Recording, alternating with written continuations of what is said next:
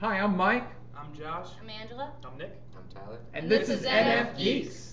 All right, the collective consciousness of NF is going to talk about one last topic for this series of this first series about the totality of NF consciousness represented by everybody here. And I'm going to talk about a topic we don't like to talk about, and I haven't talked about it as a singular topic on NFGeeks. So this is great because you are the entire consciousness of NF to sort of talk about this, and all NFs do this. And I want to talk about the great NF meltdown. Okay, no type has an emotional meltdown like an NF. They don't even come close. They can't even understand it. We barely can understand it. So it's something we all have done under various contexts, in all types of relationships. Obviously, we can talk about romantic, but anything causes us to meltdown. So I've had NFGeeks meltdowns, for Christ's sake. So I'll start off with that word, and then we'll get into specifics about it. So what do you think about with meltdowns, and what experiences have you had with the concept of NF meltdowns? Intense stress. Intense stress has caused me to have meltdowns, just life in general. Bills, figuring out how to pay them while trying to finish school, while trying to figure out how to get my life going. What does it mean to get my life going? All these different thoughts go through my head, and then it ends up just pushing me into like this abyss, so to speak, and I just totally melt. Now, do you find that you have like a constant flow of stress and then you freak out?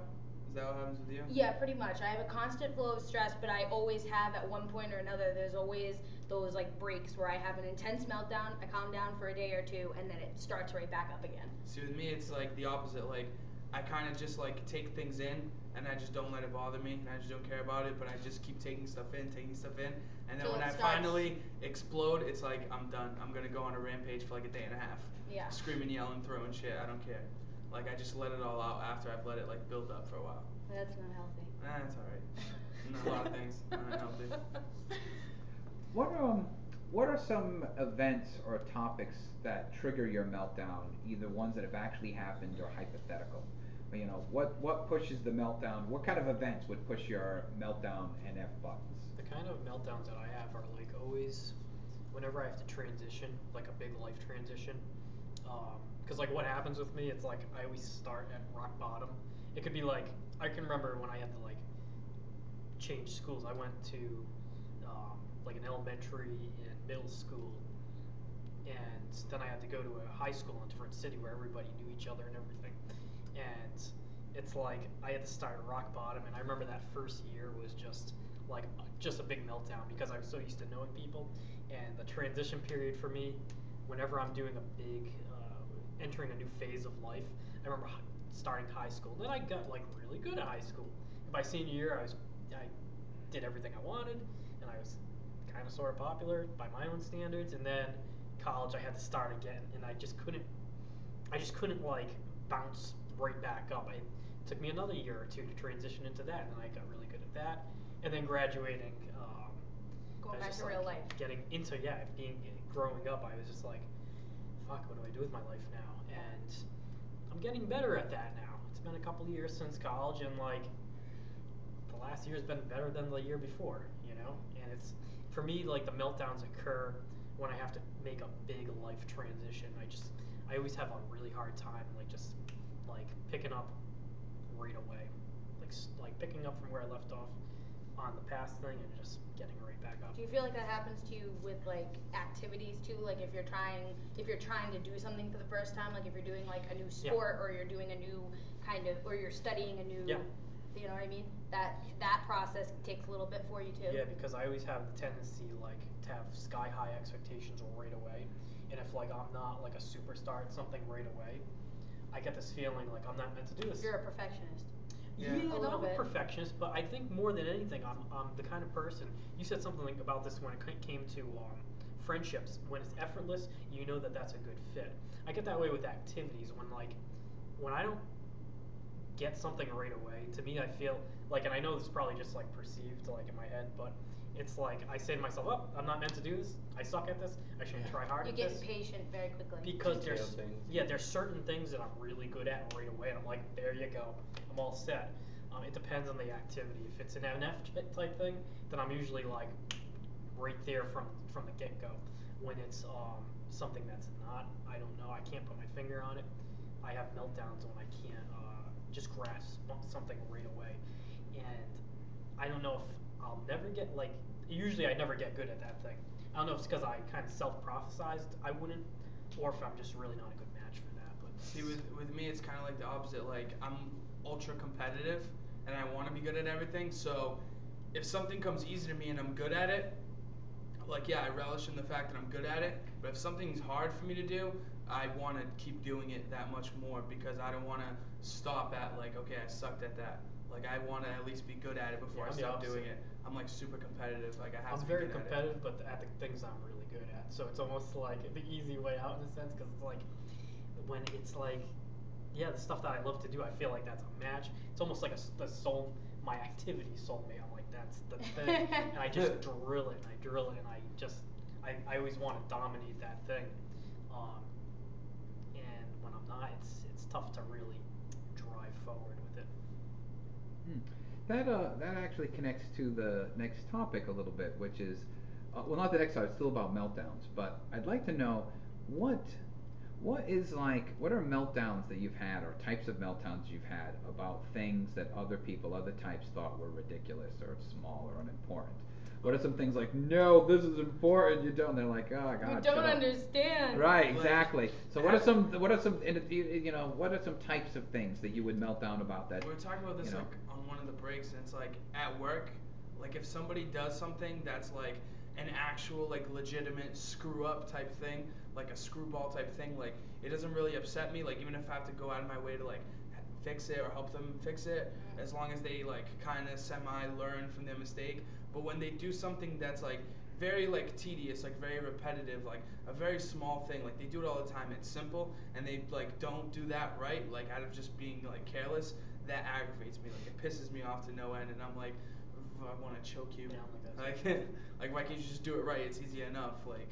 So an angry meltdown occurs. Yeah, a from little just bit, like from somebody. From like little being like careless, like little things. It's a Like lack you of didn't. motivation. It's a Yeah, lack of yeah, it's a interest. lack of like Lack of motivation. passion, Or something, really. yeah. Yeah. You, like you didn't screw up because like whatever, you didn't know how to do it, you weren't good at it. You just like did it wrong because you don't give a shit. Like that pisses me off. Like, See, just with, do it right. see, with me, mine, and I've talked to Mike about this, was because I'm literally the black sheep, and there was a video on it. I'm a black sheep in my family, where all of my family are completely different types than I am.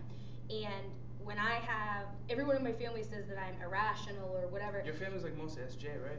Yeah, mostly Oh, SJ. God. And all of them are SJ. Not one NF in my family other than me. And that relates because I'll have like a breakdown about something that I'm passionate about, and my family sees it as me being a lunatic. And it sucks because it's something that's important things, like, you know, They just don't there's understand like it's there's not enough people in the world that give a shit about animals, that care about what happens to animals, because some people see them as they're not worth it because they're not people, and that drives me freaking crazy. And even other stuff like just my life in general, where I get frustrated with how my life goes, where I've had health issues since I was a kid and never been able to figure out what it was, and you know, had health scares and things like that, and it drives me nuts because I'm so young and I can't do the things that I used to be able to do. I was always a very athletic person. I lost out on good college because of my health issues, you know, things like that. And when I like lose my mind over it, I feel like my family can't understand why I'm having it. So then it makes my meltdown worse, because then it becomes a self-conscious meltdown of why the hell doesn't anybody understand why I'm so pissed off or why I'm so upset, and that makes it worse. The meltdown because of the meltdown. The meltdown from the meltdown. Yeah, that's great. It's an infinite Yeah. regression of It's meltdown. just Look awful. at that It's just now. like the abyss. I just feel like Yeah. I fall into the emotional That's- yeah. abyss. It's awful. Alright, then I How are just you had. still alive though, like ashtrays? To be honest, I don't know. We had this conversation already, It's but like it's a just nuclear meltdown underneath the swamp. and it's Oh. just awful. My dad's an ESFJ. My mom is an ISFJ. My sister and my brother are both ISTJ. Like just random assortments of things, and my grandparents are all different kinds too. And it's nonsense, basically. Everything that I say is nonsense to them. Are there any things, and you could talk briefly about this, because this came up on the forum on Facebook, and I kind of laughed. Are there any kind of things in fantasy or fiction or TV they have meltdowns about? So I'll give my personal example quickly. I always get emotional when in Star Wars Luke shuts off the targeting computer, because I feel like, wow, he just discovered his MNF-ness. You know, and he doesn't. Yeah. He's like, I don't need this shit. Right, I'm an Shut it NF. off. I'm an NF. I can use the force. I have the Force, force. right. So I always get emotional about that. So what are some things in like either fiction or fantasy or silly things that you've had a little bit of a meltdown or a big one about? A meltdown though? Oh yeah, we got I think- emotional like. I think, like I said this before, like happens to me when I watch Grey's Anatomy all the time. I like cry at every episode. I don't know why. I just do. Everything just like hurts me, like, and it's always like the crazy stuff. Like I remember there was one episode where there was this kid that went into like a school and he was like a shooter and he shot up a bunch of kids, but like he shot himself too. But like they all survived. They just had like really bad like wounds or whatever, so they were all rushed to the hospital and like all the surgeons had to be operating on someone, and like everyone was like informing everyone's parents, but like the kid's mother, the mother of the shooter was in the hospital, and like nobody wanted to talk to her because like nobody wants to help out like the shooter who just shot a bunch of kids in a high school, you know what I mean? But like I felt so bad for his mom, like it made me so sad, like I wanted to cry like watching that episode. Like that's a really sad one. That's been me with I had a pretty intense meltdown yesterday because I just started taking a class which was history in America through film, so watching different movies.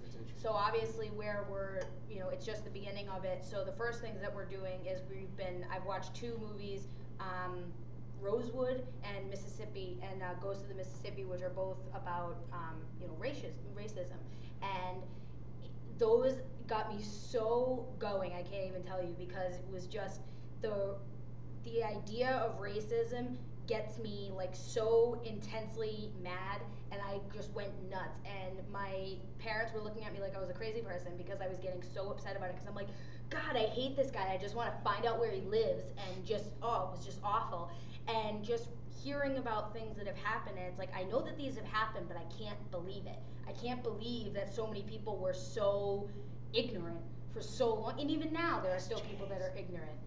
And even with me, even with me being a woman, and Mike knows this, but none of you guys do. I play ice hockey, and I've been a goalie, and I've played with men, and I have beat the crap out of some people, and I've fought, even though NFs don't usually fight. I'm an intense fighter. It's pretty bad, and it made me very angry that I couldn't move on with it because I was a girl. Like, I couldn't play college unless I wanted to go play with girls, which to me was stupid because it's really slow, and I was like, oh, I'm so bored with this.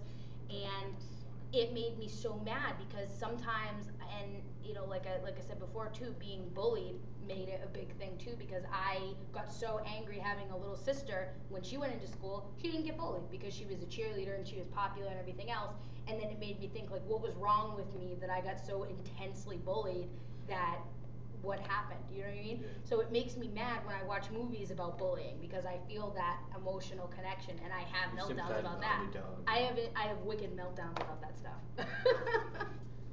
Getting to the original question, one thing that like an idealized thing that you experience, whether it be like music or like movies or anything, is when I watch a really, really good, well-made, quality movie, or I listen to like good quality music, and I say to myself, why the fuck is there shit out there that's not even in the same sport? I can't even say the same ballpark. It's not in the same league. It's not even the same sport. And I say to myself, why the hell is this, highest version of this out there, and it moves everybody this, just to tears or whatever, and then all of a sudden you can consume like media that's just crap, and you're just like, really, like that's out there, that's making money. You know what I mean? Yeah. MTV is making money Yeah. There's with stuff teen like that. pregnancy and everything else. And I get like on like a superficial Kim level that Kardashian. like some of that stuff is entertaining, just for entertainment's sake. But like when there's a really good band or really good movie or really good piece of literature, I'm like, really? Like this person can do that, but then there's some other shit out there making a ton of money, like just because culture likes that superficial thing, you know? Yeah. So you're melting. So that means, if I can understand, you're melting down about not necessarily about the piece of work itself, but the place the piece of work occupies in a Society. media sense, in a media place. The Does fact that it's sound not right? as important Well, as some of the That other it crap can that's hold out the there. same pedestal as something Yeah. of quality. Well, I'll consume like either like a movie or music or anything like that, and I'll have that moment of like NF idealism where I'm just like, shit, not everything out there is like this. I get that with people too. It's like you meet a person, you're just like, how the fuck can't everybody just be like this person?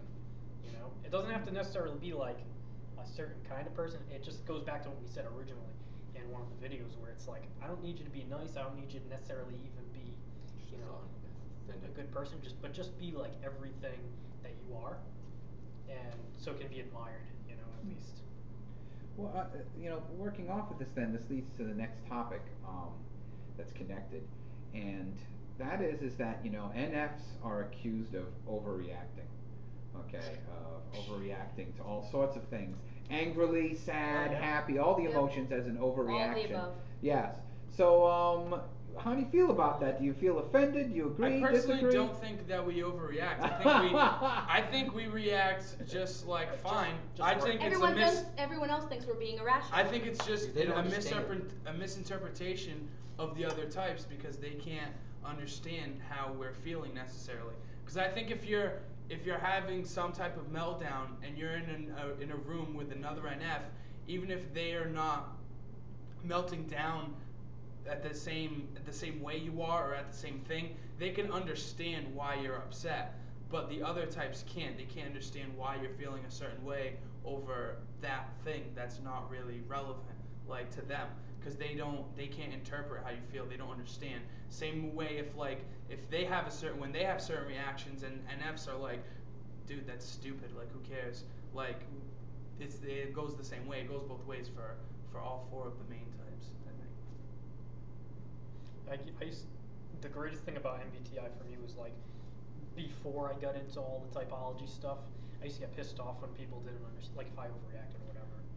I'd be like, what the fuck? Like, are you that lazy where you can't like actually take time to like dig into my brain to understand what the hell I'm going through? Right. MBTI helps you so much in life as to understanding why people act a certain way with other people. Yeah, as soon as I learned about MBTI and the temperaments and the functions, I was like, it's not that they're lazy. Everything's clearer They after just that. don't have that mechanism to go to that place, and I was just like, cool. So I mean, it's helped me grow that way. All right, but has there ever been something that you've that you're conscious that you kind of overreacted to? They're kind of you knew you overreacted. You might even been justified in what you were upset about, but you still kind of went over the top with the feelings. Has that ever happened to you, and what do you think about that? Yeah, I think I've had that happen to me a couple times. See, it's like what I said, but I think it's more like what I said. Maybe we did overreact, but we don't think so. I think Yeah, I know this is turning into classic NF. Like, I reacted just right. Yeah, You exactly. reacted perfectly. I feel like sometimes like we kind of like draw a line. At least I know I do. Like the other person doesn't know what I expect out of the relationship, so like when they cross that line, they don't know. But to me, it's like a big line. You guys get that at all? Yeah, like you feel like you know that they've overstepped it, but they don't figure it out Completely, because like, you're not oblivious. really setting that outward. You're kind of Yeah. setting that to yourself and not setting it with the other people, so that kind of causes a problem eventually because they don't know that they did it. That's happened to me a couple times. One of the things that I know that happens to me is on a pretty regular basis, I get upset about one thing and my brain moves so quickly that I end up in a totally different thing that I'm pissed about. I end up in a totally different thing that I'm pissed about for no reason. Because you just start calculating the shit out of everything, like You, bang, bang, yeah, bang, you bang, start bang, getting bang. mad about one thing. Like I'll get mad about something that's happening on TV, and then I'll be mad about all the commercials that are happening, and then oof, I turn over to the boyfriend, and then I'm like, why aren't you doing this? And blah blah blah. Why can't you love me more? And I do all that. So all right. That's So all to be, from commercials, man. just to be clear, then. There's no overreaction to any of this. The NF consciousness consensus is that we just get this overexcited. is all totally fine. We get overexcited. This is Yeah. the emotions are totally Exactly what it within the is. right context. Okay, go ahead, guys. Keep going. We just get overexcited. That's all. There is no overreaction. No. We react just right. It's just right. That's the NF. I mean, I do believe that's the NF belief. The NF belief is like not that we're overreacting, but you don't understand. You don't understand why my reaction is so intense. Okay, can you talk about then? Do you feel like it's not that we're overreacting, but that everyone else is underreacting? Nope, it's not that we're overreacting. It's not that other people are underreacting. They're just not able to understand us. No. I agree with Yeah, that. all the NFs are gonna love that. I agree with that. It's the ability to understand why I'm so upset about what I'm upset about and why the intensity of my anger is there. Do you know what I'm saying? Oh yeah. Well, okay. Well, let me connect to this. Is that one thing that NFs are accused of is being hyperbolic, and by hyperbolic I mean using language that is particularly emotionally charged, connected to things that maybe you wouldn't use emotionally charged language with. What do you think about that? And do you think you speak this way? I think that has more of a point to it because when I find that when I'm talking to someone or when I'm speaking about something, I'm talking for a reason. Like I'm not just like, I mean, there's moments where, I mean, yeah, we all have moments where we're just like talking to entertain ourselves. But if I'm like specifically trying to deliver a message to you, it's for a reason and I want you to get it. And if I have to talk to you a certain way that I know is going to like jerk you for you to understand the point, like for it to come across and for you to receive it, then I'm gonna talk that way. Whether it's me speaking to you in an aggressive tone, whether it's me talking to you using certain words, whether they be negative or positive, if I have to talk a certain way for you to get the point and get it exactly how I need you to get it, I'll speak that way, regardless if I feel like I did something bad or not, because I want you to get the point, Yeah. regardless. That's like extroverted feeling, like that's Yeah. what it's all about. Do you guys is feel like you strategically do- influencing people? Yeah. Do you guys feel like you do like a lot of metaphors too? Like if you have to, if this is the way I have to explain it to you for you to get it, even if I have to change the situation entirely just to give you a metaphor of how I'm feeling or what I want you to feel so that you can understand it. You know what I mean? Especially if it's somebody where you're like, I know you're gonna get what I'm saying if I say it a particular way. If I say it a particular, like you just said, whatever I have to do to get it to click in your head, even if it's changing the subject entirely, but doing the same guidelines as what I want you to understand. Yep. And I feel like I like to use like certain words over like common words. Like instead of using the word naturally, I like to say organic now. Me too. I said that a million times already. Like I like Yeah, organic better than natural. Yeah. Like I like That's hilarious. I like using like words that way. Like instead of like, oh, do you feel like how do you feel personally about that? Like I'll say like, does that connect with you? Like I like to use words like I like to say things in a non-common way. Yeah. The other thing I find a problem doing too is if I'm getting, especially when I'm getting Without intense in sounding like a conversation. jackass. Yeah, especially if I'm getting into an intense conversation with somebody, one thing that I'll always do is I'll say, I don't know the word I'm thinking of. This is what's going on in my head, but I can't think of a word to explain to you what's going on in my head right now. No, that happens to me all the time. Saying like kind of what both of you guys just said is like when in choosing like a more like abstract terminology for things. The reason I do that is because I can't do the opposite. You can't bring it to the basic? It's a memory thing. I can't remember like what the most like commonly Basic word. acceptable Yeah. basic word is, because I almost feel like I'll sound like stupid, even though most people would be like, I just want you to talk like a normal person. Yeah. See, I never really have that problem. I can always like dance my way to find the right words for the right situation. I know, but do you find that like people might see you as like arrogant because how you choose words? Or I know people see me as arrogant all the time for one Yeah, way, same for here. one reason or another. but I just don't let it bother me. I get I am the way I am. You're like, a confident speaker. Yeah, I just am the way I am. If you don't like me for the way I talk or the way I act, it's not my problem. It's yours. Yeah, this goes it's back a you to what problem, we were not a saying. me problem.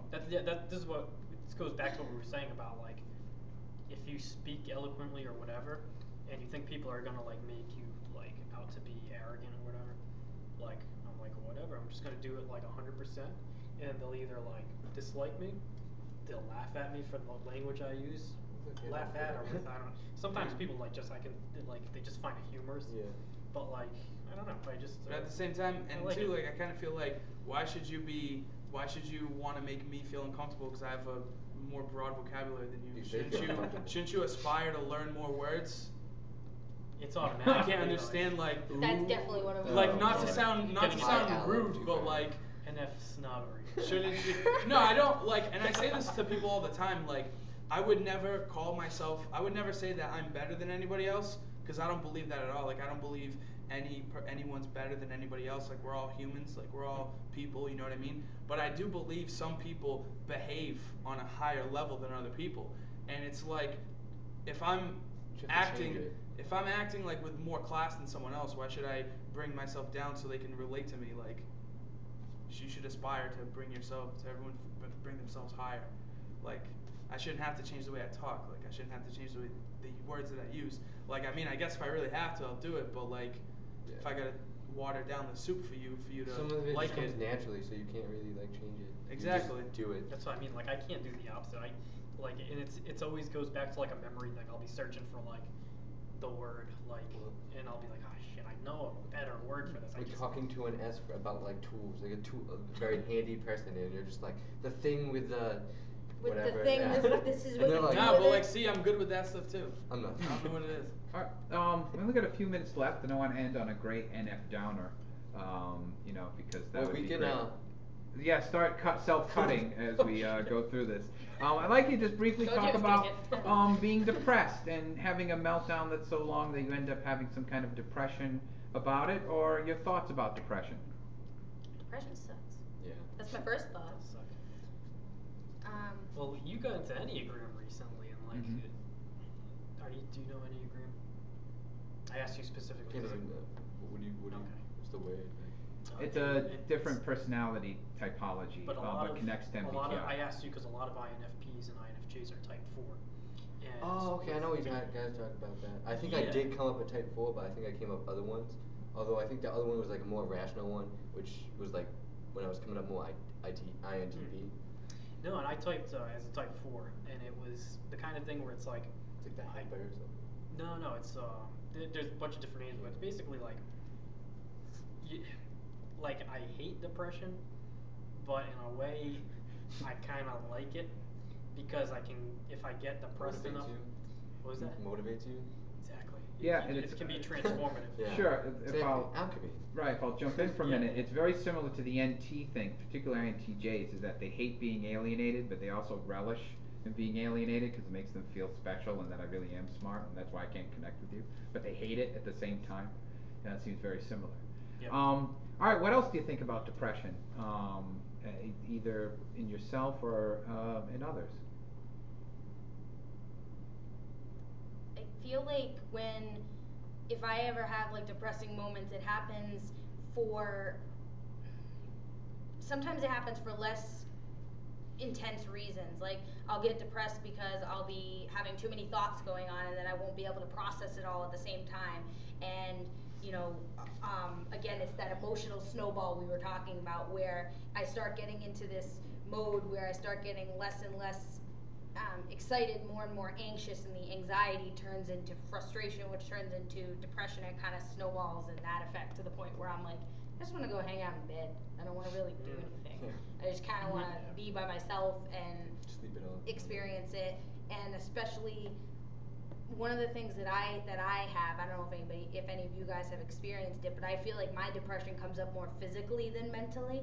I get physical symptoms of being depressed. I get tired, I get anxious, I get, really just fatigued in general. Like I feel tired even if I just woke up from a full night's sleep. I feel like I'm just not involved in anything when I'm having a depressed situation. You don't really have much motivation, and just kind of like get very. You kind of just go through the motion. Yeah. Yeah. Mine's more mental. It's doesn't affect me physically as much, but my brain gets all fucked up. Maybe it's when I'm like an depressed. SI thing. I don't know. I kind of go through both. I agree. But I The like physical thing versus I like what Nick said about it mental. being like transformative, because like I think if you go through a bad enough depression where it's so bad, like it screws with your brain, it makes you physically sick, like it just takes you to like the darkest nexus place you can go, and eventually the depression, the sadness is gonna piss you off so much, like it makes Yeah, you it pisses angry, you off, yeah. and it makes you want to change and do big things. So. Yeah. No, it's very motivational, honestly. All right, you guys, that's great. Thank you very much. And this is the end of our first NF Consciousness series. So I want to thank you very much for participating in this, and everyone did a great job. Return the council shall. That's right. Thank you, guys.